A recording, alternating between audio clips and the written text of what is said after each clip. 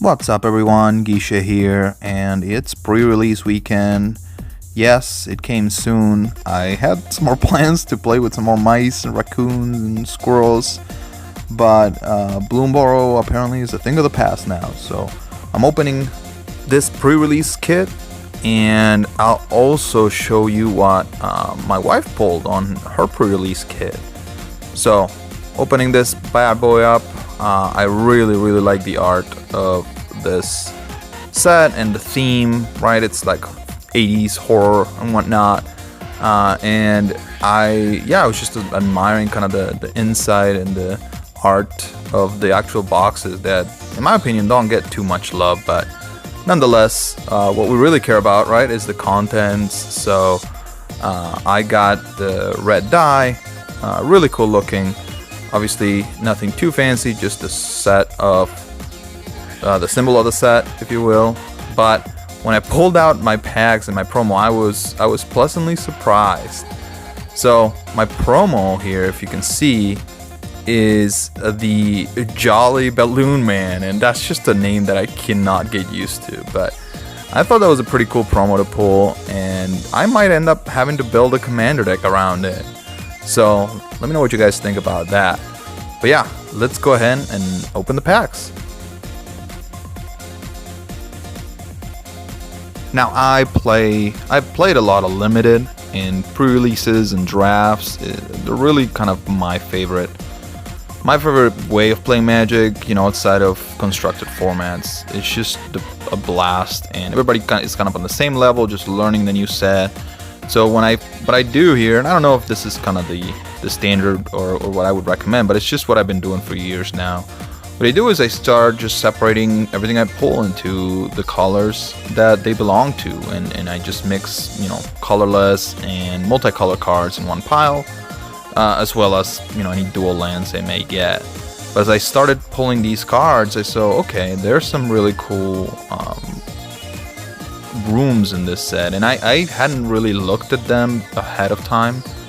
And I pulled this Fear of Missing Out, aka FOMO, and it looked pretty nice. You know, there's a lot of enchantment synergies, and there's a lot of discard and draw, and so, you know, I could see myself playing some sort of Delirium and or enchantment synergies just from the first pack already. My black cards look pretty powerful, and you know, just pulling this removal spell off the top of the second pack just made me think, okay, you know, black seems pretty good. I already have a red rare, you know, I might be, you know, red black. Let's see what else we pull. It was a little bit of bittersweet because I kind of wanted to play the Balloon Man and play Boros, right, white red, but it just, you know, second pack as well, you know, got a lot of decent red and black cards, and this Bear Trap is pretty nice actually. You know, 1-drop removal and colorless that you can play in any color you play, in any deck. Really, you just can't let that pass me by, and I might end up playing it in my deck. And as I was getting to the end here, I pulled out this really cool mythic, the Overlord, the red Overlord. Basically, it's a set of cards, and this one seems pretty powerful because it's removal on a stick, and you can play it earlier as well for that impending cost. But I also pulled this foil Norin. Speaking of, you know, cool legendaries that I could build around, that, yeah, it's just, you know, first rare and first mythic, they're both in red, so those are pretty strong indications of what colors I should be playing. For some reason, the rooms, these enchantments, were kind of blurring my camera a little bit up, but I hope they come through at least a little bit. I was trying to play around with it, see if I could get them to display right. But yeah, I just continued pulling the cards and seeing, you know, what's good. And at the very end of this, you know, I'll show you kind of what I didn't play, all the rares and mythics, and also what my deck ended up being. And I'll also be playing, of course, against my wife, because this is a pre-release we just did at home for for the moment, just because it was easier with our schedules and whatnot. But again, another rare in black, and this one seemed pretty powerful. On the one side, you get additional card draw every turn, and on the other side, you get a big demon that flies. And so, well, yeah, this is definitely, if I play black, this is definitely going in. And I believe this pack had 3 rooms in black. So, again, more and more strong indications that I should be in black and red already from just opening these packs, without even looking at mana curves, without looking at the number of creatures versus the number of, other spells. It was just a very, very strong pull to play those colors. So yeah, I prefer to just start from eliminating colors or eliminating cards that I'm not gonna play. And so I do this right after I finish making these piles of colors and just deciding, hey, I'm gonna, white seems like I don't have as many cards, so I'm not gonna play white. And so I start kind of, by process of elimination, deciding what color I end up using. But yeah, as I was finishing with the uncommons of this pack, I was pleasantly surprised at the very end. Another FOMO, another fear of missing out. And yeah, I mean, do I need to say it, right? It was pretty strong. And look what's behind it. It's a Rakdos rare. This nice little zombie that's just annoying and keeps coming back. There's a lot of sacrifice in red, black, and so that just seemed like an auto include, if I was gonna go those colors. And also the foil was a pretty nice body that also subs as a removal when it dies. So that pack overall was really good for my deck. Some of the art of this set is just really cool and really interesting. I really like that possessed goat there. It's just funny to me to see those types of cards and how they call out to just really cool, if you would call it, like popular movies from back then. I know there's like a giant shark, calling out to Jaws, and there's just all sorts of really cool things. And I was lucky to pull this other Rakdos uncommon, but my rare in this pack was this worm, which looked pretty good if I was gonna go green, but at the very end you'll see that my green color is not very good. my green pulls. But I also had this rare in that same pack. It was a 2 rare pack, but this shiny land really made it worthwhile.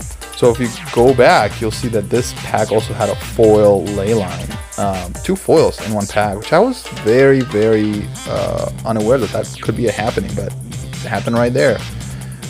That's the blue Leyland that turns all your creatures into the same creature type, even outside of the game. So while not particularly powerful for limited, I don't think, or at least not in my case, I thought that, hey, I might end up playing that in some commander deck at some point. But yeah, I kept opening the packs and just sorting my colored cards and making sure that I don't mess it up, so that I can show you guys what I ended up building. There were some really decent white cards in these pools, especially in this pack, even just at the common and uncommon level. But yeah, everything that was kind of blue or was 2 colors that had red and black, I was like, oh, maybe I can splash that. But then this was kind of one of my best pulls, is this Demonic Council. So this is basically a demonic tutor with extra steps, if you can get to it. But luckily I had a demon already that I had pulled. So it searches your library for a demon, or if you have Delirium, it searches your library for any card. And so in my case, right, because I already had a demon in the deck, it was just gonna be good either way, because the demon was a pretty powerful card already, and I'll show it to you here in a bit. But yeah, those were my pulls, and after that I just started building my deck. So yeah, after looking at my cards, this is the pile of cards I didn't play. There were some green cards, some good green creatures here, but not overall enough to make me want to play straight up either splash or just play green. There were a couple of rooms that had to do with mana and whatnot, but at the end it just didn't pan out, and it was similar with blue. I had a lot of interaction, a lot of counter spells but nothing that really made me want to play blue. I obviously didn't have any bombs, rares, or anything like that, other than the ley line that you saw before. This was nice, and like I said, I might play it somewhere else, but definitely not here. And the multicolored cards in this set are actually pretty nice. A lot of them, you know, obviously have a color that I am not playing, but I still maybe wanted to play them outside of limited. There's also a pile of cards that I didn't play. I didn't end up splashing for the Balloon Man just because I didn't get any of the dual lands with white. And you know, at the very end, it didn't make sense to add another color. It would make my mana base very clunky, even though I could have if I really wanted to. I had one of those keys that search for lands, and I ended up with 2 red, black dual lands of the common set, but I still kept this pile separate just in case I wanted to add or swap something after playing a little bit with it. There were some really good cards. I had to make some of the tougher decisions and cut these out, which did include the Jolly Balloon Man. But I did end up playing, like I mentioned before, red, black. So let me show you what that looks like and the mana curve, right? So this is the other demon I got, which lets you just discard cards to -2/-2 X number of creatures equals to the number of cards you discarded, which was very nice. And yeah, so I ended up playing 3 6-drops, one of which had Swamp Cycling, so it wasn't a huge load for the deck. A couple of 5-drops, mainly just to make sure that I had some bigger bodies to close out games. Some of the 4-drops, just a variety of things. And I ended up noticing that I had a lot of sacrifice synergies, if you will. So a lot of my cards want to sacrifice artifacts, not artifacts, but just enchantments or creatures to trigger other abilities. And of course I had to play both fears of missing out. I never actually got any extra combat turns out of them in my gameplay, but they were still solid bodies, you know, that let you fill out your graveyard, let you just get Delirium and trigger any, you know, enter the battlefield effects with enchantments. So those were my creatures there at the top, and then some of the spells. I ended up with 2 bear traps that were part of my removal suite. And one of the interesting things that you'll see at the very end here is I don't actually have any instants in this deck. There's no instants. And I was worried at first. I was like, you know, what deck doesn't have any instants? But with the bear traps being an instant speed and just the amount of creature-based removal that I had, you know, like the red mythic, and there were a couple of more in there along with this room that deals damage to a creature, I was confident that I had enough removal that would get me through any pinches. And I ended up with 2 of the Rakdos lands, like I said. So overall, you know, pretty nice deck. I felt pretty confident about it. I did end up playing 25 non-land cards, which would put me at like 42 cards.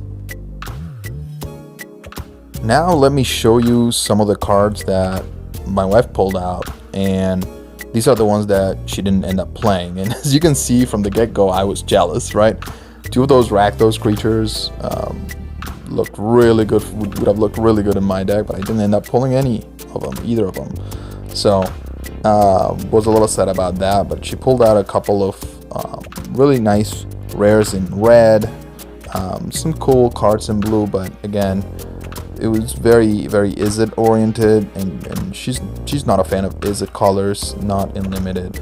But these 2 crabs, I was like tempted to play mill. I don't think there's been a mill synergy this strong since what was it, the original Eldraine set. But anyways, it just didn't pan out. It was probably a smart decision, because just 2 crabs would not be enough to make it happen. But yeah, like I was saying, you know, looking through her red cards that were not played, I was getting a little bit jealous. There were some really good cards in there. But yeah, just wait until you see her actual deck, because it was bananas. She did pull out some cards that I hadn't seen, right? Because I didn't get them, like this found footage, which I thought it was really cool. Really good call out to the 80s. And she got the green Overlord, as you can see it there, which again, really nice. I don't really like that set of cards.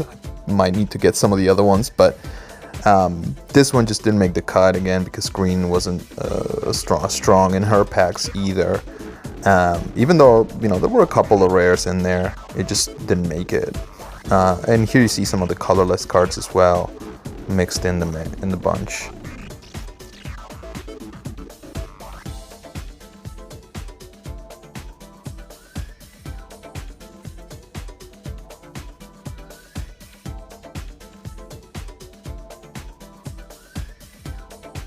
Now, it was funny because we finished playing a few rounds and then she realized that she never put her promo in her deck, which isn't actually a bad one. I think both sides of this are really good, but that'll probably make the cut after the next setup games that we play. But check this out. Look at this alternative art foil room that she pulled. It's insane.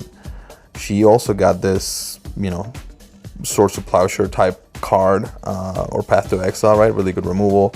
She got the white Enduring card, and yeah, you'll see her suite of removal really gave me a run for my money here. It was insane, and there was a lot of consistency in her deck, like 2 copies of a lot of cards that you'll see here. Now check this out. You know, Come Back Wrong is a really good removal spell that just steals a creature back, at least for a turn.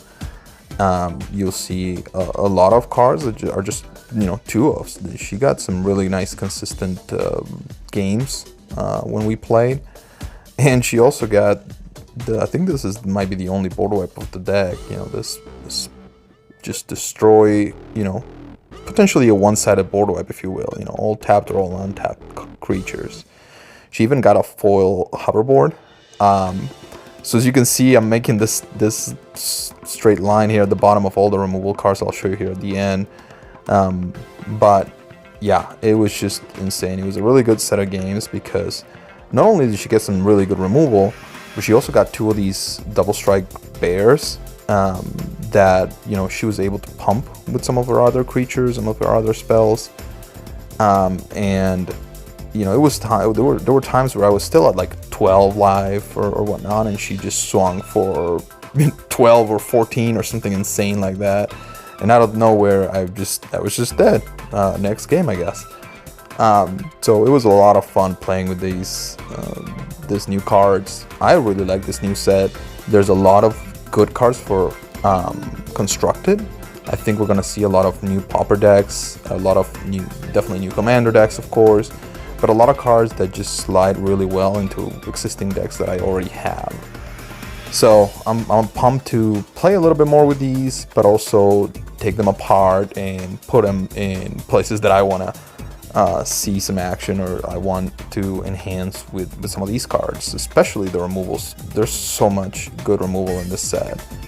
I am a little sad that it came so soon after Bloomborough. Like I mentioned, I was having fun playing Bloomborough, and just the limited environment of it was still pretty good. I guess I can still play it a little bit on Arena, but yeah, I'm ready for this one now. So thanks everyone for watching. Stay subscribed and let me know what you think about this new set. Take care.